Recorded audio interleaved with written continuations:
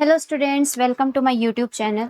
आज जो डिस्कस करेंगे वो है डायरेक्ट मेथड, जो हमने न्यूमेरिकल लीनियर अलजेब्रा शुरू किया था। सिस्टम ऑफ लीनियर इक्वेशंस को सॉल्व करने का। ठीक है, उस उसके मेथड्स। ठीक है, तो उसमें हमने कल दो मेथड मैंने आपको बताई थी। एक बताया था डायरेक्ट मेथड, एक आपको बताया था आइटरेटिव मेथड। ठीक है, डायरेक्ट मेथड में मैंने आपको तीन बताए थे। एक आपका था गॉस एलिमिनेशन, एक आपका था गॉस जॉर्डन, ठीक है, एंड तीसरा आपका था एलियो डिकम्पोजिशन।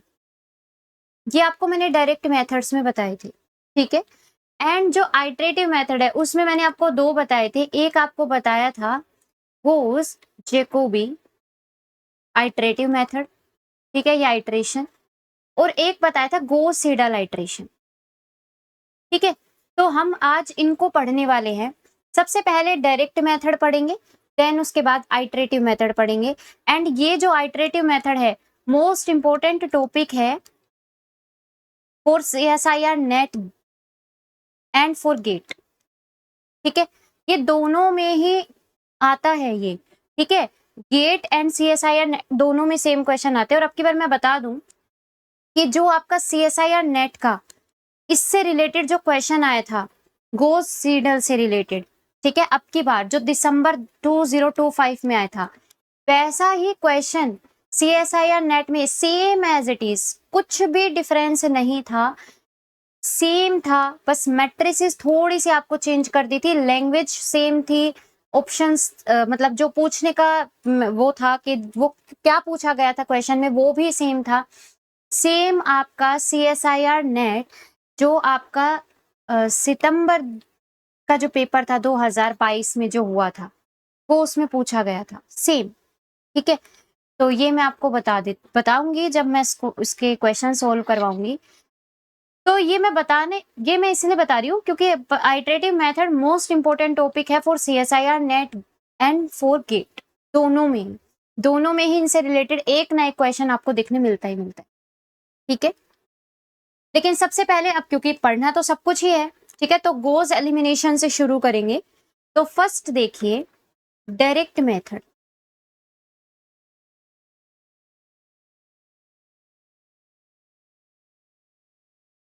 ठीक है, इस डायरेक्ट मेथड में फर्स्ट आपका आता है गोज एलिमिनेशन।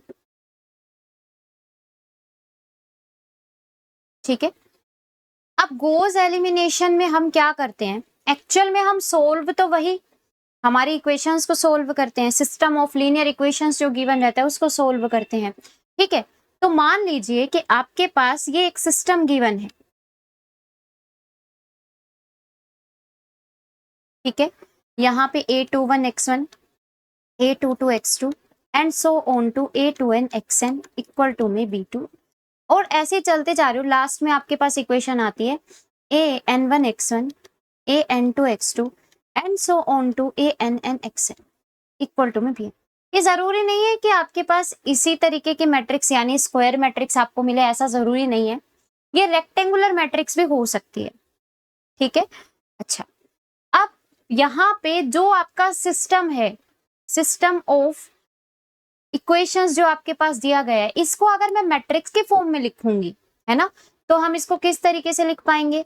यहाँ पे इसको मैं ऐसा लिख दूं A11 A12 and so on to A1n, A21 A22 and so on to A2n, and last में आपके पास आएगा AN1 AN2 and so on to ANn। ठीक है, क्लियर। इसको मैं ऐसे लिख सकती हूँ x1 x2 and so on to xn, और यहां से आपका ऐसे लिखा जा सकता है, ये है ना, ये आपके पास होता है। अब इस मैट्रिक्स को आप नाम दे दोगे A का, इसको आप नाम दे दोगे X का, और ये जो आपका कॉलम वेक्टर है ये आपका है B।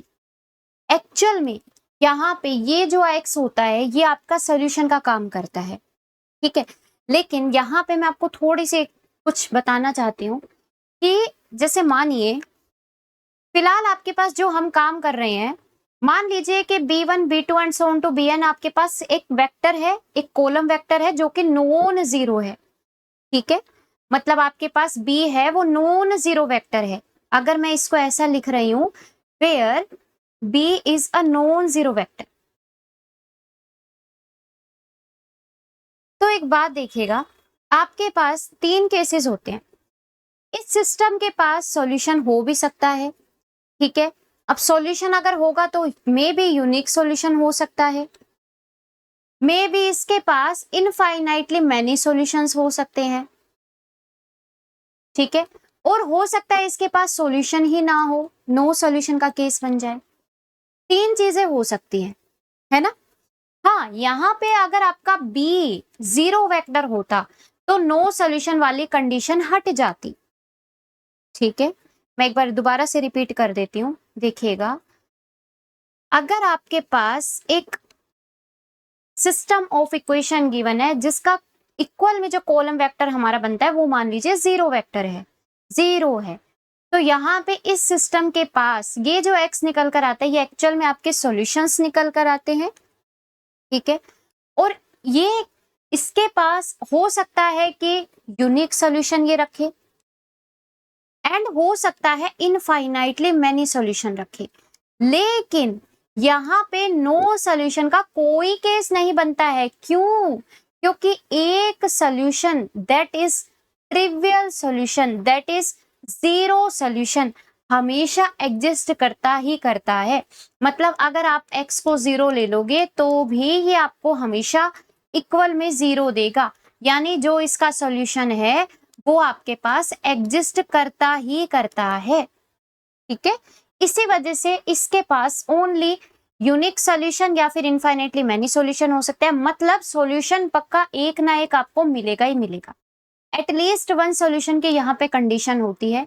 लेकिन जब आपका बी हो जाता है नॉन जीरो तो यहाँ पे एक नो सॉल्यूशन की कंडीशन और बढ़ जाती है, ठीक है। अब हम पता कैसे लगाते हैं कि यूनिक सॉल्यूशन होगा या इनफाइनाइटली मैनी सॉल्यूशंस होंगे, क्या होगा? तो यहाँ पे एक सीधा सा केस होता है कि आप यहाँ पे एक मैट्रिक्स बनाते हो जिसको आप बोलते हो ऑगमेंटेड मैट्रिक्स ए बी, ठीक है। ये मैट्रिक्स कैसे बनती है? ये मैट्रिक्स जब आपकी ए मैट्रिक्स है, मान लीजिए ये आपको मैं मैट्रिक्स लिख के बता देती हूँ, ठीक है। A21 A22 and so on to A2n and so on to last में AN1 AN2 and so on to AN। ये आपके पास है, मान लीजिए ये आपके पास मैट्रिक्स है। यहाँ पे इस मैट्रिक्स के साथ ये जो आपका बी रहता है, इसकी जो एंट्रीज रहती हैं वो आप यहाँ पे लिखते हो। ये आपके पास होती है ऑगमेंटेड मैट्रिक्स ए बी। यहाँ पे इसका एक मतलब इंपॉर्टेंट रोल होता है जब हम बात करते हैं, जब बी मेरा नॉन जीरो वेक्टर होता है। क्या इंपॉर्टेंट रोल होता है यहाँ पे देखना। सबसे पहले मैं आपको बताती हूँ यूनिक सॉल्यूशन कब रखेगा। यूनिक सॉल्यूशन के लिए मेरे को लगता है, ठीक है, या मैं समझ के चल रही हूँ कि आपको रैंक के बारे में जानकारी है, ठीक है। तो आपको पता होना चाहिए कि रैंक क्या होती है किसी भी मैट्रिक्स की। तो यहाँ पे अगर मैं rank of A, simply rank of A जो आपको ए मैट्रिक्स दी हुई है ये वाली,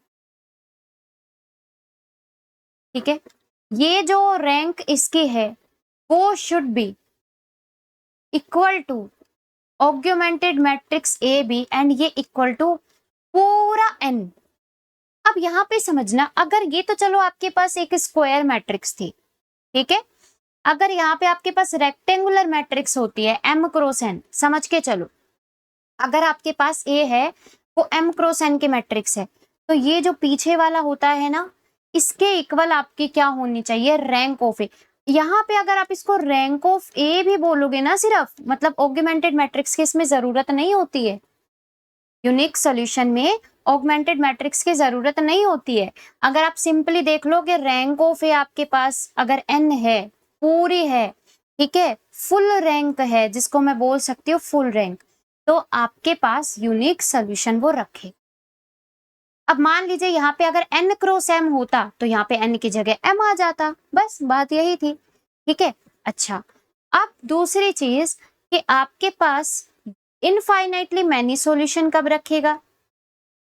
अब इनफाइनाइटली मैनी सॉल्यूशन के लिए क्या होता है देखना, समझ लीजिए आपके पास वही m क्रॉस n के अगर मैट्रिक्स है, ठीक है, इनफाइनाइटली मैनी सॉल्यूशन का मतलब है कि आपके पास एक से ज्यादा सॉल्यूशन रखने वाला है वो, है ना। तो वो कब होता है? जब आपके rank of A is equal to rank of augmented matrix A B and वो आपकी क्या हो, छोटी हो n से। अगर n हो जाती पूरी तब तो यूनिक सॉल्यूशन बन जाता, अगर n से छोटी, लेकिन ये दोनों बराबर होनी चाहिए इनकी रैंक, तो आप बोलते हो कि उसके पास, सिस्टम के पास, ax इक्वल टू बी वाला सिस्टम जो है, इसके पास इनफाइनाइट सॉल्यूशंस होंगे। तीसरी चीज कि आपके पास नो सॉल्यूशन कब होगा? अब नो सॉल्यूशन कब होगा? वही m क्रॉस n के मैट्रिक्स है, रैंक ऑफ ए अगर आपका ऑगमेंटेड मैट्रिक्स रैंक के इक्वल नहीं होता है तो आपके पास बनता है नो सॉल्यूशन का केस।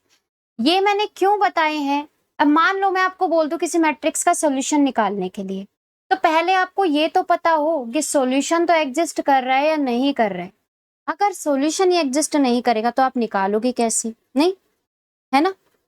तो इसलिए यहाँ पे ये पता होना जरूरी है कि आपका सॉल्यूशन एग्जिस्ट कर रहा है या नहीं कर रहा। अब जब हम चलते हैं किस पे, गोज एलिमिनेशन वाले मेथड पे, तो गोज एलिमिनेशन वाले मेथड में आप क्या करोगे? अब हेडिंग लगा सकते हैं, पहला गोज एलिमिनेशन। इसमें आप क्या कहते हो? कहता है कि जो आपके पास मैट्रिक्स है, ऑगमेंटेड मैट्रिक्स ए बी, इसमें जब आप गोज एलिमिनेशन लगाते हो, मतलब गोज एलिमिनेशन बोलते किसको है? जब आप ऐसे रो ऑपरेशंस लगाते हो कि अपनी मैट्रिक्स को किसमें चेंज कर देते हो, अपर ट्रायंगुलर मैट्रिक्स, और यहाँ पे कोई सी आ जाता है, C where C is the column vector, जो ये बी का काम यहाँ पे करता है। ऑपरेशंस लगाने के बाद, रो ऑपरेशंस जनरेट करने के बाद, रो या कॉलम ऑपरेशंस लगाने के बाद ये आपका सी का काम करता है, मतलब वो कॉलम वेक्टर आपके पास सी निकल कर आता है, और ये जो ए है ये आपकी अपर ट्रायंगुलर मैट्रिक्स के अंदर कन्वर्ट हो जाती है। ठीक है, तो ये आपका होता है गोज एलिमिनेशन। तो यहाँ पे आप लिख सकते हो कि ये जो आइडिया होता है, मतलब ये जो आपके पास मेथड होता है, इसमें हम क्या करते हैं, जो हमारी मैट्रिक्स होती है ए, उसको हम चेंज करते हैं इन अपर ट्रायंगुलर मैट्रिक्स। जैसे मान लो, मैं आपको एक थोड़ा सा आइडिया दे देती हूँ यहाँ पे। जैसे मान लीजिए, पहले मैं लिखवा देती हूँ इसको थोड़ा सा। This method is based on the idea of reducing the given system of equations ax equal to में b to an upper triangular matrix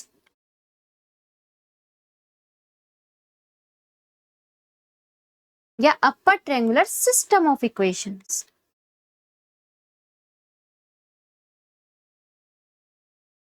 और इक्वेशन का सिस्टम क्या रहता है? U Z is equal to में, सॉरी, हाँ, U Z equal to में C, ऐसा मान लीजिए, या यहाँ पे यू एक्स इक्वल टू में सी कर,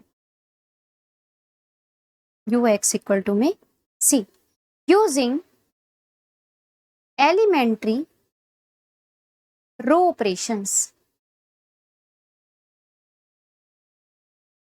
ठीक है, आप रो ऑपरेशंस लगाते हो और उसके बाद आप क्या करते हो, इसको इसमें सिस्टम में चेंज कर लेते हो, अपर ट्रायंगुलर मैट्रिक्स वाले में। ठीक है, कहता है कि ये जो दो सिस्टम्स रहते हैं, जो आपका ए एक्स इक्वल टू में बी हो गया और जो आपका यू एक्स इक्वल टू में सी हो गया, ये दोनों सिस्टम आपस में इक्विवेलेंट होते हैं और इनके जो सॉल्यूशंस निकल कर आते हैं, the solutions of both system, वो आइडेंटिकल होते हैं।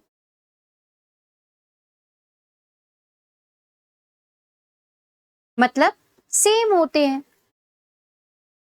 ठीक है, तो यहाँ पे आप क्या करते हो, मैं आपको बता देती हूँ। जैसे मानिए मैं आपको एक एग्जांपल दे देती हूँ 3x3 मैट्रिक्स का। ठीक है, मानिए आपके पास एक मैट्रिक्स है एक सिस्टम है, मान लीजिए A11 x1, A12 x2, A13 x3 is equal to में आपका है B1, A21 x1, A22 x2, A23 x3 is equal to में B2, A31 x1, A32 x2, A33 x3 is equal to में B3। ये मान लीजिए आपके पास एक सिस्टम गिवन है, ठीक है। आप इसको पहले इस फॉर्म में बनाएंगे, A11, A12, A13, A21, A22, A23, A31, A32,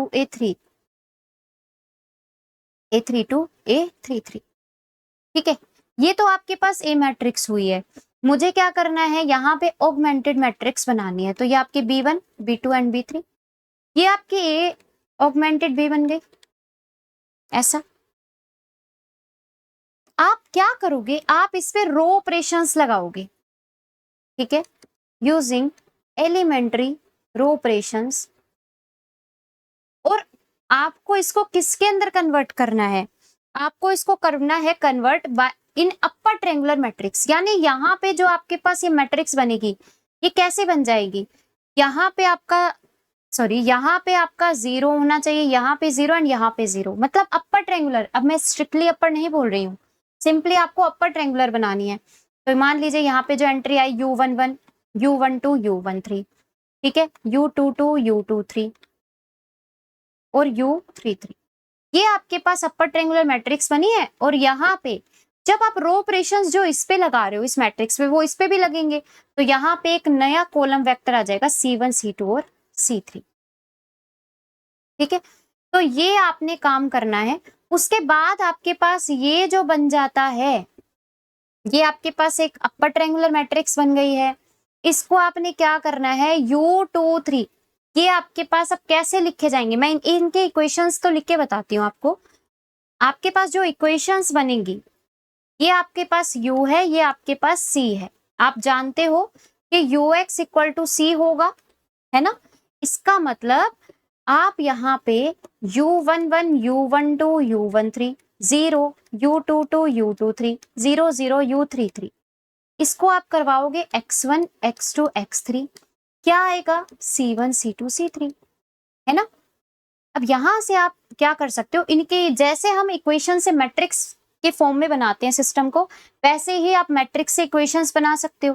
तो यहाँ पे आपका क्या बनेगा, U11 x1, U12 x2, U13 x3 is equal to में C1, U22 x2, U23 x3 is equal to में C2 and U33 x3 is equal to में C3। आपको यहां से x3 की वैल्यू मिल जाएगी, आपको यहां से x3 की वैल्यू पुट करने के बाद x2 की वैल्यू मिल जाएगी, x2 और x3 की वैल्यू निकलने के बाद x1 की वैल्यू मिल जाएगी। तो आपको क्या मिल जाएगा, x1, x2 और x3, ठीक है। लेकिन ये तब होंगे जब आपके पास सॉल्यूशन की एग्जिस्टेंस आपको पता हो कि सॉल्यूशन एग्जिस्ट करेगा या नहीं करेगा, ठीक है। दूसरी चीज, एक चीज मैं पीछे आपको बताना भूल गई कि जब आपके पास यूनिक सॉल्यूशन या इनफाइनाइटली मैनी सॉल्यूशन का केस बनता है, इन दोनों कंडीशन को मिला के आप बोलते हो कि आपका जो सिस्टम है वो कंसिस्टेंट है, आपका जो सिस्टम है वो कंसिस्टेंट है। और अगर नो सॉल्यूशन होते हैं तो आप बोलते हो कि आपका जो सिस्टम है वो इनकंसिस्टेंट है। तो यहाँ पे आपको पता करना है कि सिस्टम इज कंसिस्टेंट और सिस्टम इज नॉट कंसिस्टेंट या इनकंसिस्टेंट, ठीक है। तो उसके बाद आपको यहां से पता चल जाएगा x1, x2, x3, अगर कंसिस्टेंट सॉल्यूशन सिस्टम होगा तो सॉल्यूशन पक्का एग्जिस्ट करेगा, चाहे तो यूनिक हो चाहे आपके पास इनफाइनाइट हो। इनकंसिस्टेंट होगा तो सॉल्यूशन एग्जिस्ट नहीं करेगा, ठीक है। इसका एक एग्जांपल देखते हैं, इसका एक छोटा सा एग्जांपल देखते हैं, देखना। हम बात कर रहे हैं फिलहाल गोज एलिमिनेशन की। आपके पास गिवन है 3x1 प्लस में 3x2 प्लस में 4x3 इज इक्वल टू में 20, 2x1 प्लस में x2 प्लस में 3x3 इज इक्वल टू में 13, x1 प्लस में x2 प्लस में 3x3 इज इक्वल टू में 6। ये आपके पास है, हमें कहता है सबसे पहले चेक करना है, check whether the solution exist or not. ठीक है, पहले हम ये पता लगाएंगे कि सॉल्यूशन एग्जिस्ट कर रहा है या नहीं कर रहा, और अगर कर रहा है, अगर कर रहा है तो सॉल्यूशन हमें फाइंड आउट करना है। If yes then find the solution. ठीक है, तो सबसे पहले हम ये चेक कर लें इनकंसिस्टेंट तो नहीं है ये, तो उसके लिए आपको इसको किस में बनाना पड़ेगा, सिस्टम ऑफ मैट्रिसेस के अंदर कन्वर्ट करना पड़ेगा। तो ये आपके पास बनेगी 3 3 4 2 1 3 1 1 3। ठीक है, और यहाँ पे आपके लिखी जाएगी ऑगमेंटेड 20 13 एंड 6, ये आपके पास बनेगी। ठीक है, अच्छा आपको ये चेक करना है, पहले मैं इस पे अगर रो ऑपरेशंस लगाऊं, देखो साथ साथ अगर रो ऑपरेशंस लगाते जाएंगे, साथ साथ सोल्व भी अगर हो जाएगा, अगर मान लीजिए इसके पास हमें लास्ट में एट द एंड पता चलेगा कि अगर रैंक दोनों की इक्वल है और रैंक दोनों की फुल है या जो भी है लेस देन 3 है, क्योंकि ये n यहाँ पे 3 का काम कर रहा है। ठीक है, इस वाली मैट्रिक्स में, तो आपके पास क्या कहता है, आपके पास बोलेगा कि सॉल्यूशन भी हाथों हाथ निकल सकता है फिर, है ना। तो देखो यहाँ पे मैं रो ऑपरेशंस लगा रही हूँ, तो पहले मैं क्या करूंगी, फर्स्ट वाली रो को मैं एक बार 3 से डिवाइड करवा देती हूँ। ठीक है, तो ये आपके पास कैसे बनेगी, मैंने पहली रो को क्या किया है, 1/3 किया है, तो ये आपके पास बनेगी 114/3 एंड यहाँ पे बनेगी 20/3, क्योंकि ये भी तो चेंज होंगे साथ साथ। ठीक है, यहाँ पे इसको आप क्या करोगे, एज इट इज रख लो, चाहे आपको क्या करना है, अपर ट्रायंगुलर मैट्रिक्स के अंदर कन्वर्ट करना है। ठीक है, आप इस पहली वाली को 2 से मल्टीप्लाई करवा के सेकंड वाली में से सब्ट्रैक्ट कर दो, है ना। पहली वाली को 2 से मल्टीप्लाई करवा के, तो पहली वाली को आपने 2 से मल्टीप्लाई करवाया, ठीक है, और किस में से सब्ट्रैक्ट कर दिया, सेकंड में से, R2 में से आप ऐसा कर रहे हो। ठीक है, ये मेरे को एक्चुअल में बताने की जरूरत नहीं होनी चाहिए, बट फिर भी मैं बता रही हूँ। ठीक है, ये आपको खुद से करना चाहिए, खुद को भी आपको पता होना चाहिए कि रो ऑपरेशंस आपको किस तरीके से लगाने कि ये आपके अपर ट्रायंगुलर मैट्रिक्स के अंदर कन्वर्ट हो जाए। ठीक है, तो इसको मैं एज इट इज रखती हूँ, और यहाँ पे जब मैं रो ऑपरेशंस लगाऊंगी जी, तो ये आपका बनेगा 0, ये आपका बनेगा -1 और ये आपका बनेगा जी 1/3। ठीक है, देख लेना आप इसको सोल्व करके, एंड 13 में से जब आप इसको 2 से मल्टीप्लाई करवा के सब्ट्रैक्ट करोगे तो ये आपको मिलेगा -1/3। ठीक है, सेम यहाँ पे हाथों हाथ इसी में रो ऑपरेशंस आप लगा दो, पहली वाली को सब्ट्रैक्ट कर दो R3 में से।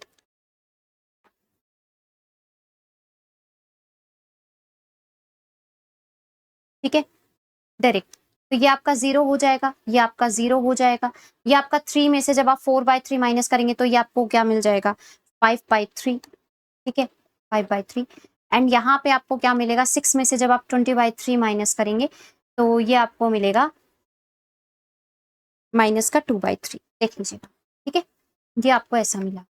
अब ये आपके पास अपर ट्रायंगुलर मैट्रिक्स के अंदर कन्वर्ट हो चुकी है। ठीक है, अब आपको यहाँ पे इसको लिखना है किस फॉर्म में, अपनी इक्वेशंस के फॉर्म में। तो देखो जब मैं इक्वेशंस के फॉर्म में लिखूंगी तो ये आपके पास आएगा x1 प्लस में x2 प्लस में 4/3 x3 इज इक्वल टू 20/3। ठीक है, -x2 प्लस में 1/3 x3 इज इक्वल टू में -1/3 and 5/3 x3 is equal to में -2/3। ये आपके पास आया, आप यहाँ से x3 की वैल्यू निकालोगे -2/5 आएगी। ये x3 की वैल्यू जब आप यहाँ पे पुट कर देंगे, अब हाँ मैं आपको एक चीज बताने वाली हूँ, चलो ये तो आपके पास निकल कर आई है, यहाँ पे एक बार रुक जाइए, यहाँ पे आप देखो कि जो आपकी ऑगमेंटेड मैट्रिक्स की जो रैंक आ रही है, ये ऑगमेंटेड मैट्रिक्स पूरी है, इसका रैंक आपके पास 3 आ रही है ना। और अगर मैं इस मैट्रिक्स की बात करूं, सिर्फ इसकी, जो कि ए मैट्रिक्स है, इसकी भी रैंक 3 है ना। तो दोनों के जब रैंक 3 है तो आपके पास rank of A is equal to rank of augmented matrix, और जो कि आपके पास 3 है दोनों की दोनों, इसका मतलब ये आपके पास फुल रैंक है, और फुल रैंक है तो सॉल्यूशन पक्का एग्जिस्ट करेगा, वो भी कैसा, यूनिक। तो यहाँ से जो आपके पास सॉल्यूशन निकल कर आएगा वो आपका यूनिक सॉल्यूशन होगा। तो आप देख लेना x3 की वैल्यू आपके पास कितनी निकल कर आई है, x3 की वैल्यू आपके पास निकल कर आएगी माइनस का 2/5, ठीक है।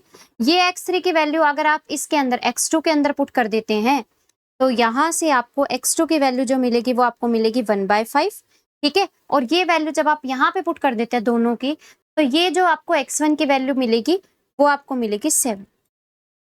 तो जो आपके पास सॉल्यूशन आएगा वो क्या आएगा, 7, 1/5 एंड माइनस का 2/5, ठीक है। ये आपकी हर इस इक्वेशन को भी सेटिस्फाई करेगा जो हम लेकर चले थे। कहाँ गई ये, ठीक है। तो ये आपको करना होता है इन गोज एलिमिनेशन, ठीक है। कुछ नहीं करते, सिर्फ अपर ट्रायंगुलर मैट्रिक्स के अंदर कन्वर्ट करना होता है ऑगमेंटेड मैट्रिक्स को। चले अब देखिए, अब आपके पास आता है अगला गोज जॉर्डन मेथड।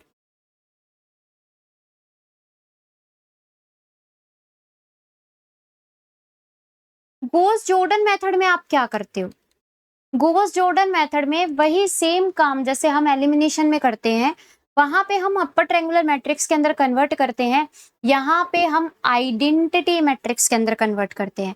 मतलब जो गोस जॉर्डन मेथड है वो हमें हेल्पफुल होता है इन calculating the inverse of a matrix, ठीक है।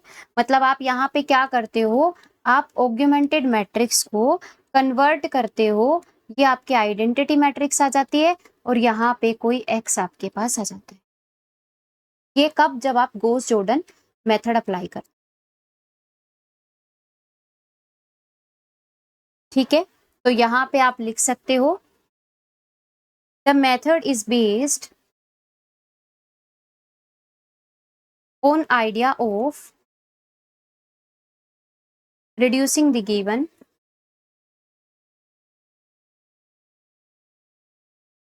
system of equations ax equal to में b to a diagonal system equation ix equal to में d where I is the identity matrix,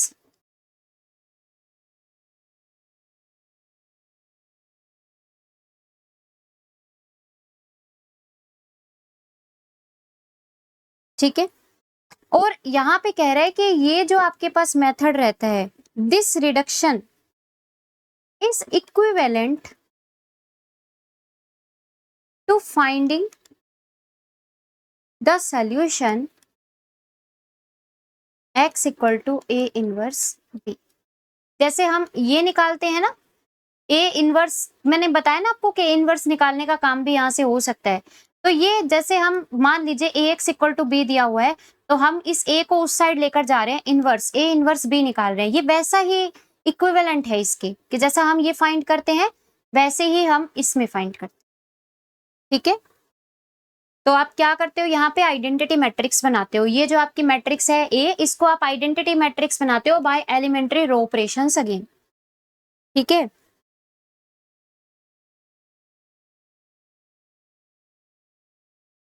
इसका भी एक छोटा सा एग्जांपल देख लीजिए, देखिए देखिए,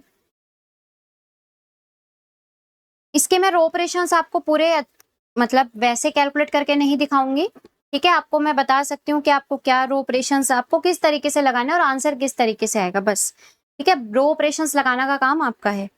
तो यहाँ पे देखिए आपके पास एग्जाम्पल है इसके लिए। फर्स्ट, जैसे मानिए आपके पास है 1 4 3 1, अच्छा मैं इसको सिस्टम पे लिखती हूँ, ठीक है, इक्वेशंस के लिए।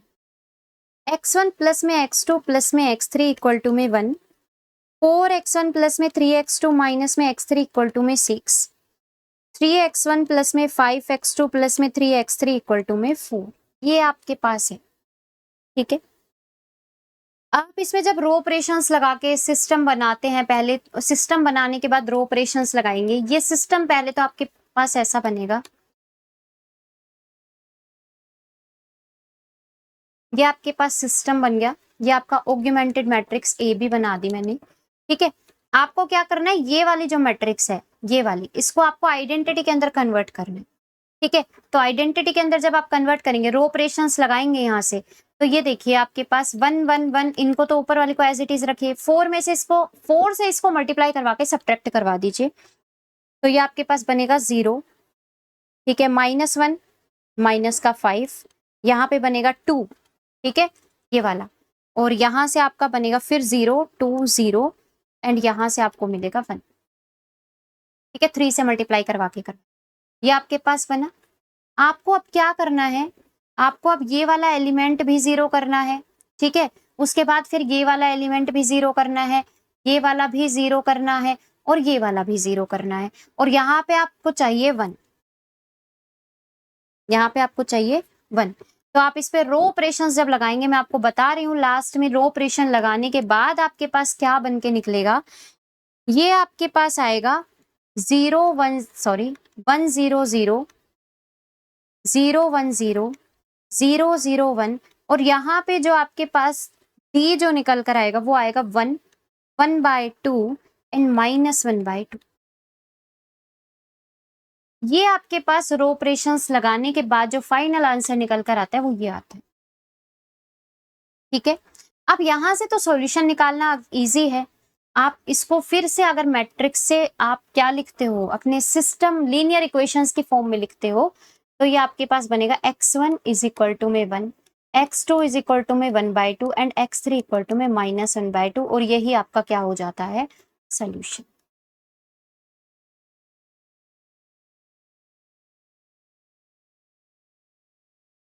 ठीक है, यही आपका क्या बन जाता है, सोल्यूशन।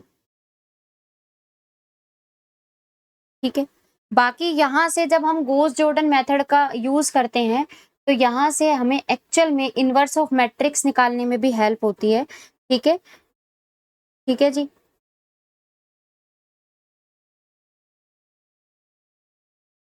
तो ये आपका, हम, और मैंने आपको ऑलरेडी बताया हुआ है कि आप इनवर्स कैसे निकालते हो। जैसे मान लो आपके पास ये कोई मैट्रिक्स है, फॉर एग्जाम्पल मान लीजिए यही वाली मैट्रिक्स है,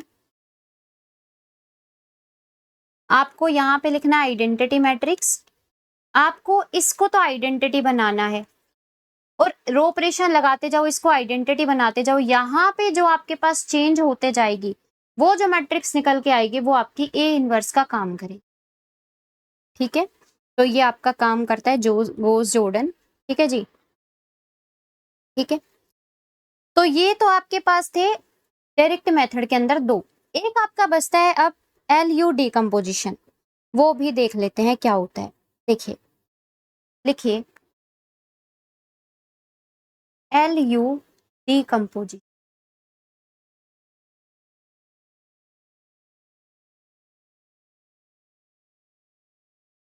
ठीक है, अब एलयू डिकम्पोजिशन मैं ऑलरेडी आपको बता चुकी कि आप क्या करते हो, एक मैट्रिक्स ए को आप एल इंटू यू के फॉर्म में लिखते हो, where L is the lower triangular, U is the upper triangular matrix. ठीक है, अब यहाँ पे एक एलयू डिकम्पोजिशन में ही आपके पास आता है चोलेस्की मेथड। चोलेस्की मेथड,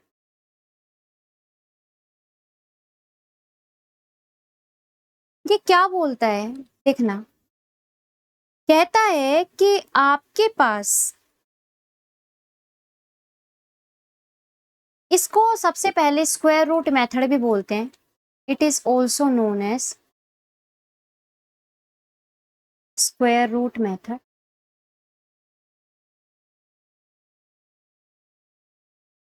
ठीक है, और कहता है कि इफ द कोफिशिएंट मैट्रिक्स, अगर आपके पास जो आपको मैट्रिक्स, जो जैसे मान लो आपको सिस्टम गिवन है, उसमें से आपने जो मैट्रिक्स निकाली है, वो कहता है कि अगर आपके पास सिमेट्रिक है।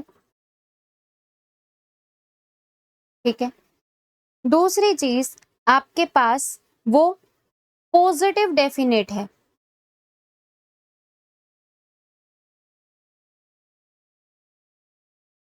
ठीक है, तो कहता है then the matrix can be decomposed, आपकी जो मैट्रिक्स है वो डीकम्पोज की जा सकती है as A equal to L into में एल का ट्रांसपोज, ठीक है, या फिर A equal to U into में यू का ट्रांसपोज, ठीक है। तो कहता है कि अगर आपके पास कोई मैट्रिक्स है वो सिमेट्रिक है एंड पॉजिटिव डेफिनेट है, तो यहां से आप उस मैट्रिक्स को एल इंटू एल ट्रांसपोज या यू इंटू यू ट्रांसपोज में डिकम्पोज कर सकते हो। अब इसको करोगे कैसे? या तो सीधा सीधा मान लो एल आपके पास एक लोअर ट्रायंगुलर मैट्रिक्स होनी चाहिए, जैसे मैंने आपको बताया था लोअर ट्रायंगुलर को आप इस तरीके से मान सकते हो,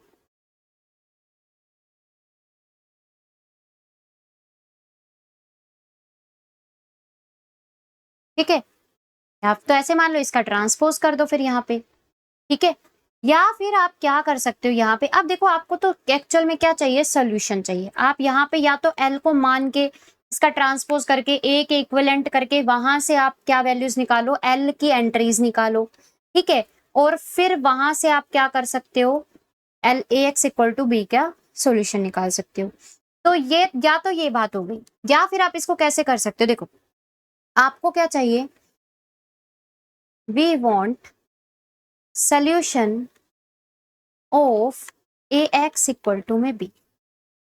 तो यहाँ पे फॉर यूजिंग चोलेस्की मेथड, अगर मैं चोलेस्की मेथड को यहां से यूज करूंगी, है ना, अगर मैं चोलेस्की मेथड को यूज करूंगी तो मेरे पास ए कैसी होनी चाहिए, देखो यहाँ पे एक तो सिमेट्रिक होनी चाहिए, है ना, ए मस्ट बी सिमेट्रिक। दूसरी चीज ए आपकी पॉजिटिव डेफिनेट होनी चाहिए। अब पॉजिटिव डेफिनेट क्या होती है, जिसकी एक तो सारे प्रिंसिपल माइनर्स पॉजिटिव हो। अब प्रिंसिपल माइनर्स क्या होते हैं, जैसे आपके पास ए मैट्रिक्स है A11 A12 A13, मैं 3x3 पे एक बार दिखा देती हूँ, A21 A22 A23, ठीक है, A31 A32 A33, ये आपके पास है। तो यहाँ पे प्रिंसिपल माइनर क्या होगा, पहला प्रिंसिपल माइनर ये होगा A11, दूसरा प्रिंसिपल माइनर होगा ये वाला A11 A12 A21 A2, तीसरा प्रिंसिपल माइनर होगा पूरा डिटर्मिनेंट। तो कहता है ये अगर पॉजिटिव, ये भी पॉजिटिव और डिटर्मिनेंट भी अगर पॉजिटिव, अगर तीनों आपके पास पॉजिटिव तो ए मस्ट बी पॉजिटिव डेफिनेट, या फिर इसके सारे आइगन वैल्यूज अगर आपके पास पॉजिटिव रहती है, ठीक है, तो आप इसको बोलते हो कि मैट्रिक्स आपकी पॉजिटिव डेफिनेट। तो हमें क्या क्या चाहिए, हमें चाहिए यहां से कि ए आपके एक तो पॉजिटिव डेफिनेट हो, दूसरी बात ए आपकी सिमेट्रिक। अगर सिमेट्रिक होगी तो ए आप ऐसा लिख पाओगे, है ना। अब मैं ये जो वैल्यू है एल इंटू एल ट्रांसपोज की वो उठा के यहाँ पे पुट कर दूंगी, तो मुझे क्या मिलेगा, A into L transpose is equal to में B, sorry L into L A की जगह पे करना है ना, L into L transpose into X equal to में बी। मैं यहाँ पे ये जो एल ट्रांसपोज एक्स है ना, इसको कोई वाई मान लेती हूँ, ठीक है, तो ये आपके पास ऐसा बन जाएगा। अब आप इसके लिए तो सोल्व कर सकते हो, कैसे, आपको पता है आपने क्या माना है, आपने एल ट्रांसपोज एक्स को वाई माना है ना, आपने एल ट्रांसपोज एक्स को वाई माना है, यही चीज की है, ठीक है। आपको बी के बारे में जानकारी है, आपको एल के बारे में पता रहेगा, क्योंकि एल मैट्रिक्स तो आप निकाल सकते हो by L into L transpose करके, क्योंकि यही तो है, ठीक है। आपको एल के बारे में पता है, आपको बी के बारे में पता है, आप वाई निकाल सकते हो। ये वाई की वैल्यू अगर आप यहाँ पे पुट कर दोगे तो आपको एल ट्रांसपोज भी पता है, तो आप यहाँ से एक्स निकाल पाओगे, और एक्स इसका ही तो सोल्यूशन है, नहीं क्या, एक्स इसका ही तो सोल्यूशन है। तो आपको यहाँ से क्या करना है, आपको यहाँ से मैं एक बार दोबारा से बता देती हूँ, ये पता है क्यों यूज किया जाता है, क्योंकि मैट्रिक्स हमारी मतलब काफी अगर मान लीजिए लेंथी है, ठीक है, या फिर हमें वहां पे कैलकुलेशन में डायरेक्ट कैलकुलेशन करने में अगर दिक्कत आती है, ठीक है, रो ऑपरेशंस लगाने में प्रॉब्लम आ रही है, तो आप यहाँ पे यूज कर सकते हो बाय डिकम्पोजिशन। तो आप क्या करोगे, यहाँ से इसको लिखोगे L transpose L into L transpose into X equal to में B, L into L transpose into X आप करोगे बी के इक्वल, ठीक है। यहां से आप क्या करोगे, लेट कर लोगे कि एल ट्रांसपोज एक्स आपका क्या है, वाई के इक्वल, ठीक है। एल ट्रांसपोज एक्स आपका वाई के इक्वल है, तो यहां से जब आप वाई पुट कर दोगे तो ये आपको एल वाई इंटू में बी मिलेगा। आपको यहां से एल नोन है, आपको यहां से बी नोन है, आप y की वैल्यू निकाल पाओगे। अब मैं ऐसा क्यों बोल रही हूँ, क्योंकि यहाँ पे पता क्या आसान काम हो जाएगा, क्योंकि आपके लोअर ट्रायंगुलर मैट्रिक्स के अंदर जैसे ही वो कन्वर्ट हो गई, तो आपको क्या करना है, लोअर ट्रायंगुलर मैट्रिक्स में ये एंट्रीज तो जीरो रहती हैं, यहाँ पे आपकी इक्वेशन जो बनेगी इसका यूज करके यहाँ से सोल्व कर पाओगे, इसका यूज करके यहाँ से, तो ये सोल्व करना आसान रहेगा, ठीक है। इसीलिए यहाँ पे हम इसको लोअर ट्रायंगुलर मैट्रिक्स के अंदर कन्वर्ट करते हैं, ताकि सोल्व करना मेरे लिए थोड़ा सा ईजी हो जाए, ठीक। आपको y की वैल्यू निकल जाएगी, यहाँ से y की वैल्यू जैसे ही निकली, ये y की वैल्यू उठा के यहाँ पे पुट कर दोगे, तो आपको L ट्रांसपोज x इंटू में y, आपको ये नोन है, अब ये भी नोन हो चुका, तो आपको यहाँ से क्या मिल जाएगा, x, और x ही तो क्या है, solution of ax equal to में b, है ना। तो ये आपके पास क्या होता है, ये आपका चोलस्की मेथड होता है। एंड सेम काम आप यहाँ पे यू अपर ट्रायंगुलर मैट्रिक्स के लिए भी करते हो, सेम वर्क, ठीक है। अब जैसे मैं आपको एक थोड़ा सा एग्जांपल देती हूँ इसका, लेट अस सपोज एक एग्जांपल, एल आपके पास है, सॉरी एल नहीं, ए आपके पास है 1 2 3 2 8 22 3 22 8 8 2, ये आपके पास है। सबसे पहले मैंने क्या बताया, चोलस्की मेथड होने के लिए आपका A should be the symmetric matrix, जो कि है, ये सिमेट्रिक है, बिल्कुल है। अरे ये वाली इज इक्वल टू ये वाली इज इक्वल टू ये वाली इज इक्वल टू ये, सिमेट्रिक तो है ही। दूसरी बात, ये पॉजिटिव डेफिनेट भी होनी चाहिए। अब पॉजिटिव डेफिनेट है या नहीं है चेक कर लेते हैं। प्रिंसिपल माइनर मैंने आपको बताया, पहला 1 आएगा, दूसरा क्या आएगा 8 1 2 2 8, यानी आपके पास आया 8 माइनस 4 दैट इज 4, 0 से बड़ा है। डिटर्मिनेंट चेक करोगे, डिटर्मिनेंट भी आपके पास क्या मिलेगा, पॉजिटिव ही मिलेगा, आप चेक कर लेना। तो ये तीनों के तीनों चीजें पॉजिटिव, तो आपकी जो मैट्रिक्स है वो आपके पास कैसे निकल कर आ गई, यहाँ पे आप चेक कर लीजिएगा इसको। मैट्रिक्स एक तो सिमेट्रिक है, दूसरी बात ये पॉजिटिव डेफिनेट भी, ठीक है। दोनों चीजें हैं तो हम अब चोलिस्की मेथड लगा सकते हैं। तो ए मैट्रिक्स को हम क्या कर सकते हैं, हम कर सकते हैं change L into L transpose में। अब L इंटू एल ट्रांसपोज कैसे निकालोगे, आप यहाँ पे मानोगे लोअर ट्रायंगुलर मैट्रिक्स,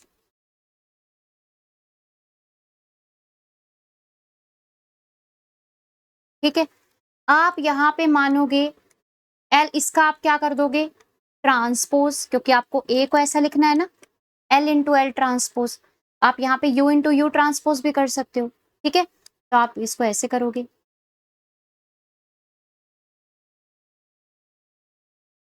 है ना, ठीक। अच्छा, अब आप इसको सोल्व करोगे, तो आप जब इसको मल्टीप्लाई करवाओगे L11 का स्क्वायर मिलेगा, ठीक है। यहाँ पे जब आप इसको मल्टीप्लाई करवाओगे L11, थोड़ा सा दूर लिख देती हूँ इसको, L11 L21 ये मिलेगा। तीसरे में करवाओगे तो L11 L31 मिलेगा। इसको इससे करवाओगे तो L21 L11 मिलेगा, ठीक है। इसको इससे करवाओगे तो L21 का स्क्वायर L22 का स्क्वायर मिलेगा। इसको इससे करवाओगे तो L31 L21 L22 L32 मिलेगा। इसको करवाओगे तो L11 L31 मिलेगा। यहाँ पे करवाओगे L31 का स्क्वायर L32 का स्क्वायर L33 का स्क्वायर, एंड इसको करवाओगे, आई एम सो सॉरी, यहाँ पे है, ठीक है। इसको इससे करवाओगे L21 L31 L32 L22 और यहाँ पे आएगा L31 square L32 square L3, ठीक है, डायगोनल आया। अब यहाँ पे आप जस्ट कंपेयर करवा दो, देखो यहाँ पे आप कंपेयर करवाओगे तो L11 का स्क्वायर 1 मिलेगा, ये देख लो, मैं यहाँ पे मैट्रिक्स लिख देती हूँ,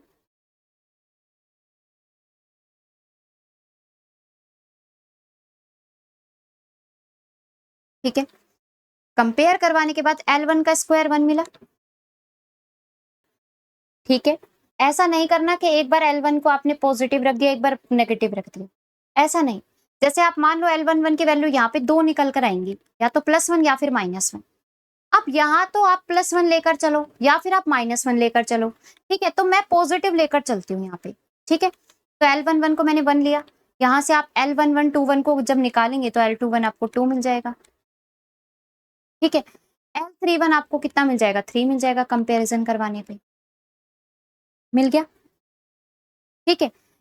सेम तरीके से यहाँ पे अब की बार L21 और L11 को कंपेयर करवाओगे तो 2 के इक्वल है, L11 आपका 1 है, तो L21 आपको कितना मिल जाएगा, 2 मिल जाएगा, नहीं, ठीक है।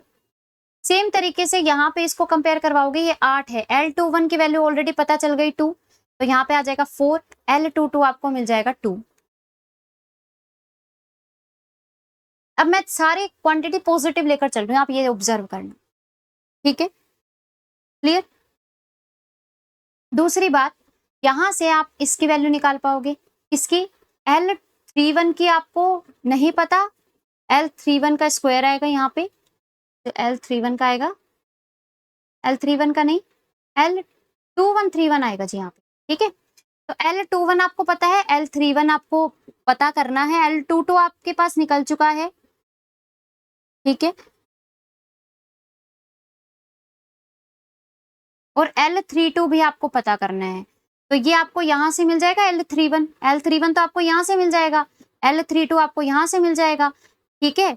और यहां से आपको क्या मिलेगा, यहां से आपको L32 ऑलरेडी मिल चुका है, ठीक है।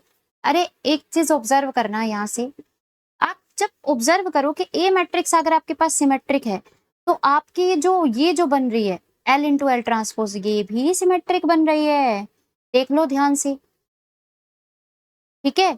जो आपके पास ए अगर आपकी कैसी मैट्रिक्स है, ए अगर आपकी मैट्रिक्स है वो सिमेट्रिक है, तो जब आप L इंटू एल ट्रांसपोज करोगे तो वो भी आपका सिमेट्रिक होना चाहिए, तो ये भी तो आपका सिमेट्रिक ही बन रहा है। तो यहां से आपको क्या वैल्यू चाहिए, बस आपको एक ध्यान देने वाली बात है, आपको जो वैल्यूज चाहिए वो किस किस की चाहिए, मैं आपको मार्क करके दिखाती हूँ। इसकी चाहिए, इसकी जैसे ही पता चलेगी इसकी अपने आप पता चल जाएगी, इसकी चाहिए, इसकी चाहिए, इसकी चाहिए, और इसकी और इसकी, इसको अगर मैं छोड़, कैसे, इसकी, इसकी, इसकी, इसकी, इसकी और इसकी, हमें ये वैल्यूज हमें क्या करनी है, सोल्व करनी है, क्योंकि बाकी तो एंट्री सेम ही है, ये वाली इसके इक्वल है, ये वाली इसके इक्वल है, ये वाली इसके इक्वल है, ठीक है। तो आप इन से 6 इक्वेशंस बनेंगी, ठीक है, छोटी छोटी सी, उनको सोल्व करके आपको L1 L2 L3 sorry L11 L22 L जो भी आपके पास एंट्रीज हैं, ठीक है, वो सारी आपको मिल जाएंगी लोअर ट्रायंगुलर मैट्रिक्स की। एंट्रीज मिलने के बाद देखो मैं यहाँ पे आपको बता देती हूँ कि आपकी जो L मैट्रिक्स आएगी वो क्या निकल कर आएगी, वो आपके पास आएगी 1 0 0 2 2 0 एंड 3 8 3, ठीक है। ये आपके पास ये मैट्रिक्स निकल कर आएगी, ठीक। L तो आपके पास आ गई, L ट्रांसपोज भी निकाल लेते हैं, 1 2 3 0 2 8 एंड 0 0 3, ये आपके पास L ट्रांसपोज रहेगी, ठीक है। अब L और L ट्रांसपोज आपके पास निकल चुकी है, आपको चाहिए सोल्यूशन, तो कैसे निकालोगे, Ax इक्वल टू बी का सॉल्यूशन अगर आपको चाहिए तो आप यहाँ पे A की प्लेस पे रखोगे L into L transpose, x equal to में b, ठीक है। अब L को आपने एज इट इज रखा, L ट्रांसपोज x को आपने y पुट कर दिया, where y is equal to L transpose x, ठीक है। तो y जो आपके पास L ट्रांसपोज x है, या मैं इसको ऐसे लिख लूं, मुझे यहां से L की वैल्यू पता है ना, मुझे यहाँ से L की वैल्यू पता है, L की वैल्यू जो आई है वो मैं यहाँ पे पुट कर दूंगी, तो ये L ट्रांसपोज की वैल्यू, तो 1 2 3 0 2 8 एंड 0 0 3, ये आपके पास आई है L ट्रांसपोज X, और ये आपके पास Y आपको नहीं पता क्या है ना, Y आपको निकालना पड़ेगा। कैसे निकालोगे? यहां से आपको B नोन है, आपको L नोन है, आप Y की वैल्यू निकाल के यहाँ पे पुट कर दोगे, और यहाँ से सीधा कंपेयर करवाना है x1 x2 और x3 की वैल्यू कैलकुलेट करके, है ना। तो यहाँ पे आप क्या करोगे, देखो आपके पास था Ly इक्वल टू में B, L आपके पास क्या आया है, L आपके पास आया है 1 2 3 0 2 8 एंड 0 0 3। y आपको y1 y2 y3 आपको नहीं पता क्या है, आपको कैलकुलेट करना है। b आपको क्या दिया हुआ है, b आपको दिया हुआ है, मान लीजिए यहां से कि जो आपका b वेक्टर है वो आपको 5 6 70, ठीक है, यहाँ पे एक्चुअली मैं लिखवाना भूल गई, b वेक्टर जो है वो आपका है 5 6 और 70, मान लीजिए आपके पास ऐसा है, तो यहाँ पे आप रख दो 5 6 और 70,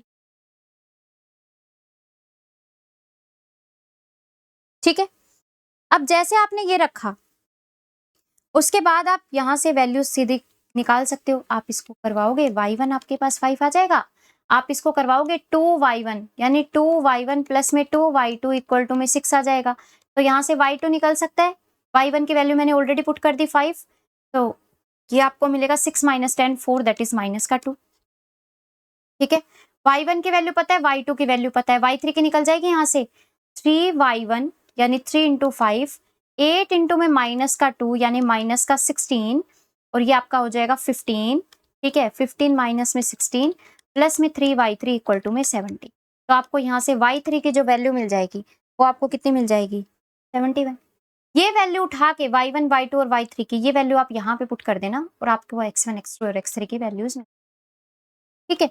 तो एक आपके पास ये चोलेस्की मेथड होता है, ठीक है, ये तब यूज किया जाता है जब हमारी यहाँ पे बहुत बड़ी बड़ी टर्म्स होती है, और हमें जब इक्वेशंस यहाँ से 3 बनेंगी, जैसे ax इक्वल टू बी अगर मैं करूंगी तो मेरे पास 3 इक्वेशंस बनेंगी, उन तीनों इक्वेशंस को सोल्व करना जब मेरे लिए थोड़ा सा मुश्किल सा हो जाता है, ठीक है, तो उसके लिए हम इसको यूज करते हैं, हम यहाँ पे अपनी L इंटू एल ट्रांसपोज के अंदर या फिर U इंटू यू ट्रांसपोज के अंदर मैट्रिक्स को कन्वर्ट करते हैं, कब? जब आपके matrix symmetric and positive definite हो, एंड फिर उसको सोल्व करते हैं, तो वहां से मेरे लिए कैलकुलेशन करना थोड़ा आसान हो जाता है, क्योंकि मुझे एक सीधी सीधी वैल्यू यहाँ से मिल जाती है, जैसे मान लो यहाँ पे 3 इंटू एक्स 3 करके मिल जाएगा, ठीक है, यहाँ पे जैसे मिला है 1 इंटू y1 की वैल्यू मिल गई भिड़ते ही, तो वही चीज यहाँ पे इसलिए हम इसको यूज करते हैं चोलेस्की मेथड को, ठीक है।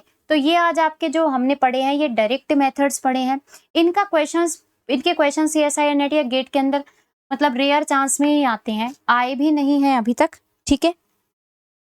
तो बाकी ये आपके पास है डायरेक्ट, कल जो मेथड पढ़ेंगे वो आपका होगा iterative method, and most important, कल की क्लास में बोलूंगी मिस मत कीजिएगा, ठीक है, तो वो आपका मोस्ट इंपॉर्टेंट टॉपिक रहने वाला है।